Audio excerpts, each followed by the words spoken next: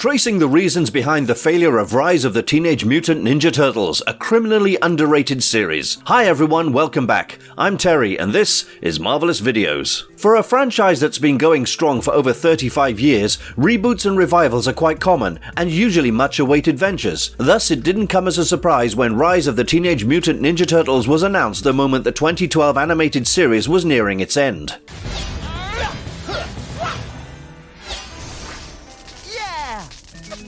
The surprise, or rather the shock, was saved for later when the show was bashed by some terrible reviews from the critics. Much of the criticism wasn't even fair, but it did make an impact on the creators and the fans alike. The series that had a lot of potential never really found a happy hunting ground, and eventually it just ended up being another victim of untimely cancellation. In this video we'll conduct a thorough autopsy and analyze everything around this show. You're welcome to be the judge of the fairness of the terrible reviews and decide for yourself if it should feature on your watch list. Before we go into our explanation, we have a very small request.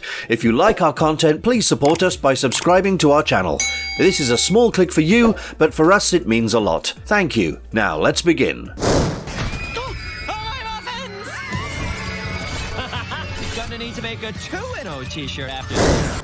All that was new, the grand changes that the critics hate. We completely understand the reservations that one might have when they watch a new version of a show they have loved all their life. That being said, if the changes are interesting and exciting enough, we don't sympathize with unnecessary whining. Rise of the Teenage Mutant Ninja Turtles did come up with some revolutionary changes that are very different from the conventional approach that the fans were used to. For starters, it was the first time that the turtles were shown to be of different species. Leonardo was a red-eared slider turtle, Donatello was a soft-shell turtle, Raphael was a snapping turtle, and Michelangelo a box turtle. The makers also tampered with the group dynamics and made Raphael the oldest brother and leader of the pack, while Leonardo was the rebellious one. This was completely opposite of the usual norm in the TMNT franchise, but the story never suffered because of such changes. The show also didn't waste much time in establishing how the Turtles and April met for the first time. They just started off with the premise that they have known each other for some time now, and once again this change didn't hurt the narrative one bit.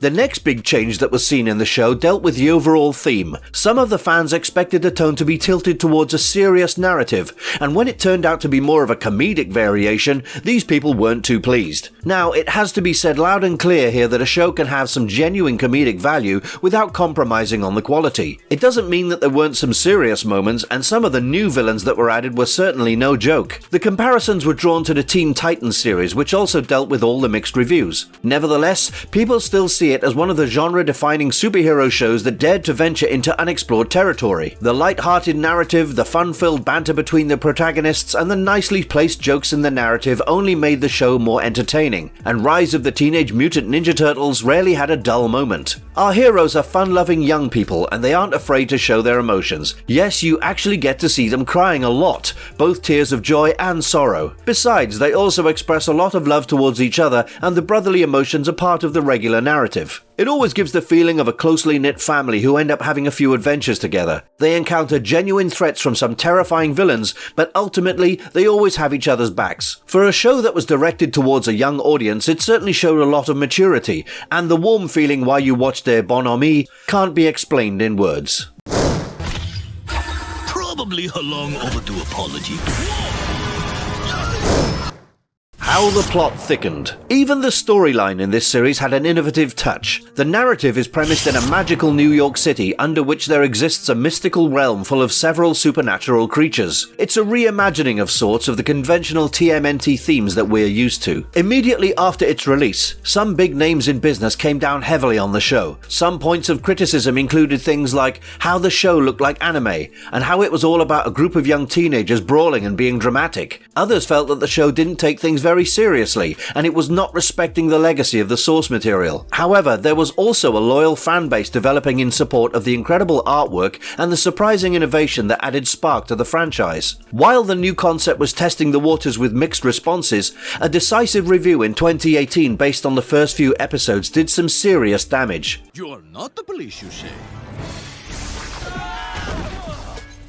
The following reviews were mostly derived from this one, and it suddenly became cool to trash talk about the show. It hyped up the backlash, and some of the changes, such as the new version of Splinter or April, were dismissed without a fair trial. The biggest challenge came in the availability of the show. One either had cable or was up to date with all the changes in timings, or one had to resort to obscure streaming services to view this show. Given that the show was actually targeted toward children, they missed their mark because the young folk hardly ever got to see it properly. Immediately after the first season, the show was shifted from the main channel, and soon after it was removed from all international airing schedules. The doubts among the fans regarding the possibility of a cancellation always loomed large, and finally, the worst fears turned out to be true. I don't think he's got this. Hey, leave him alone. Well, I'm just saying he doesn't have this. You're just trying to get in my head. Viacom, CBS and Nickelodeon. Bigger villains than Shredder. If you consider all the things that the popular animated series Teen Titans achieved, Rise of the Teenage Mutant Ninja Turtles could have achieved the same and more. There was, however, one major hindrance on their way, which was the reluctance of Viacom, CBS and Nickelodeon to support the show. Toying around with the schedule certainly did no good for it, and it was almost like the creators backed out fearing further criticism. The marketing around the show was so poor that the fans kept wondering if it was cancelled or paused or still ongoing. Ultimately, it all came down to a rushed version of the final episodes with a bit too much packed into a few minutes. A lot of the grand plans for the show were held back, and the fans never got to see what became of the ideas. A lot of what happened to the show has to do with the grand merger of Viacom and CBS. As big an event as it was, it also meant a change of guard, and suddenly different people were running the studio. In such situations, it's often the case that the older stuff is slowly killed off, and that's exactly what happened with Rise of the Teenage Mutant Ninja Turtles. You did not just double dare, it's a W. I'm open! Transfer it! Nickelodeon and Viacom CBS clearly made a mockery of their reputation, and the treatment delivered to a gem of a show doesn't do justice to their stature. As we discussed before, a team of some really creative people got together to make this show a success. However, their abysmal treatment was just disrespecting years of effort. If you watch some of the later episodes of the second season, you'll see some terrific work on the animation and some mind-boggling detail, and it all goes on to prove that even after knowing the fate of the show, these people kept working as hard as before. If the show was aired on the main channels despite the selective backlash from some of the so-called influential critics, its fortunes could have been very different. The target audience never really got a chance to watch the show blissfully, but however little they did before the show was taken off the main channels, children seemed to love the uniqueness. Sometimes a show doesn't make enough money even if it's good enough, and the admirers have to swallow a tough pill for that because it's understandable that the creators are there for business. Unfortunately, even that wasn't the case with Rise of the Teenage Mutant Ninja Turtles, and the rumors suggested that some of the producers weren't happy with the toy sales. For those who are unaware, the toys were not readily available everywhere, and so it's a tough call taken too early. The action figures were hideous and were a far cry from how the characters looked on the show. Besides, if they invested heavily in merchandise like t-shirts and mugs, we can guarantee that they would have made tons of money. Overall, it has to be said that cancelling the show without any clarity and leaving the fans clueless is literally the worst thing that a network can do, and the producers have to take the blame for this one. Do I look terrible? Be honest.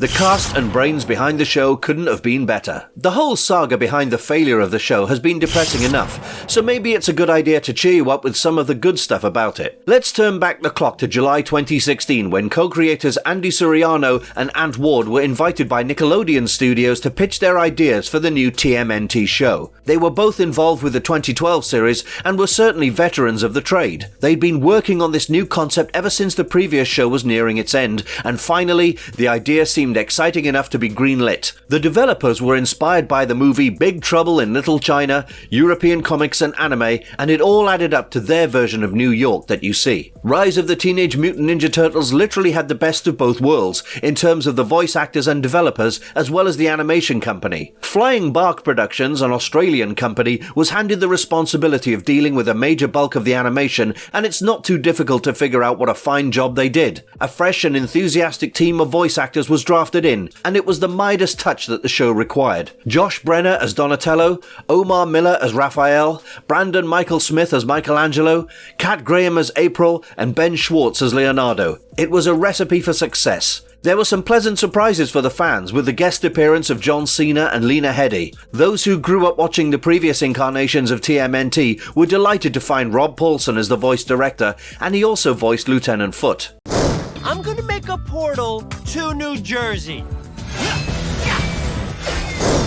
What was the show all about? Now that we've been madly defending the show for quite some time, let's give you a quick peek into what made the show so special. Well, it's the familiar story that you all know, but with a unique presentation that made things so much fun. Inside the sewers of New York City reside the Mutant Turtle brothers, young teenagers who are still mastering their powers. They haven't yet embraced their superhero abilities, and they have plenty to deal with. The Mutant Turtles stumble across the secret realms, and they also tap into their ninja powers to get the better of their enemies. The first season deals with the Foot Clan, and the exploits of an evil alchemist Baron Draxum. It also has a nice build-up for the arrival of Shredder, the most terrifying villain in the series. The backstory provided is just perfect, and when he does appear in the second season to destroy the world, the fans are not overwhelmed with the magnitude of events. This series has everything from sound character development to the young heroes gaining some maturity. The emotional intelligence of the narrative is quite high, and the best part is just how good you feel after watching the show. Some stunning action sequences make for a few mouth-watering moments for the action fans, and even with all the jokes and humour, the serious parts are never tampered with. In a nutshell, this was a show handled by people who understood the concept behind TMNT, and unlike most of the criticism, it does stay true to its roots despite all the changes. Big boy.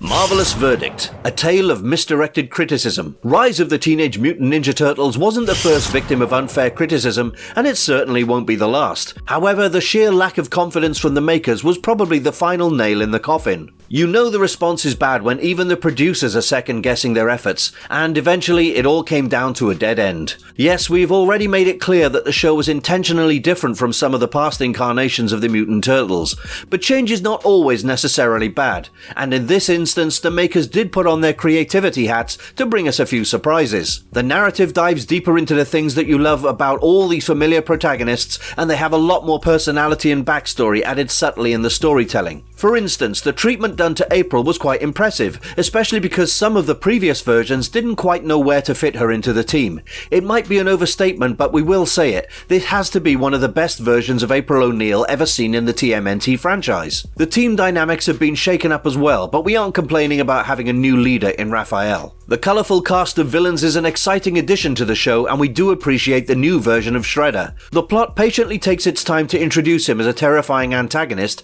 and it was all part of the numerous risks that the creators were willing to take. There are some intense action scenes to balance out all the comedy, and the gorgeous animation surely deserves a lot more appreciation than it received. The new character designs look vibrant, and it's just unfortunate that the critics couldn't see through the intentions of the creators. There was so much potential with all the new ideas that were thrown in, so much that the show could have accomplished if it wasn't left hanging in uncertainty. In short, if you want a show with a refreshing plot supported by all new character designs and group dynamics, this is the TMNT show you should opt for. We grew up watching the original TMNT, but we gave it a chance, and it was delightfully entertaining.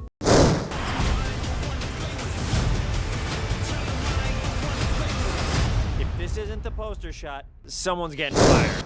Is the upcoming movie going to be the saving grace? For all those fans who are disappointed with the fate of this amazing show, there is a glimmer of hope.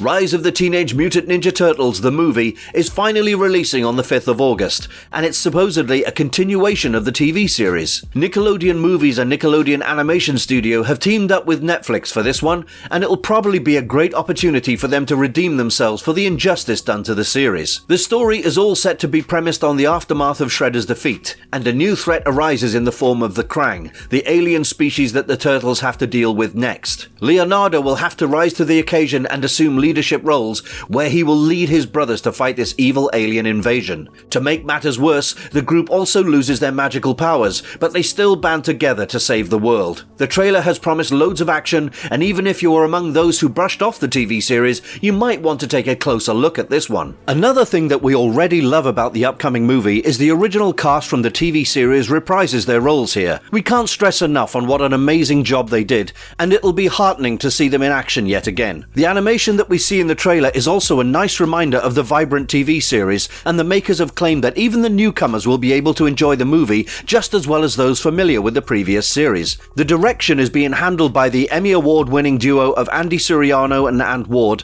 and since they were also developing the animated series as well, they will surely bring all that experience into the movie. Not everything gets a second chance to thrive, and we're hopeful that the upcoming upcoming movie will prove all those critics who dismissed the venture wrong. Oh, is this AP Bio? A few final words. It's quite easy to trash a show for not meeting up to some conventional standards set for the franchise, but a closer scrutiny might change the minds of many. We strongly recommend that you guys check it out for yourself without any preconceived bias, and let us know in the comments below about your honest opinions on the show. We can agree to disagree, but there should be a healthy space to discuss these things before the hard work of thousands is dismissed simply because of a few uptight critics. If only more people got the chance to watch this series, Rise of the Teenage Mutant Ninja Turtles could have been a success story that people raved about. And if you like our content, don't forget to leave a like and subscribe to us if you haven't already. Have a good one. Thanks for watching and see you next time. Dogs, this is Shredder. We need all hands on deck. If Dad thinks Big Mama can help us, we gotta try.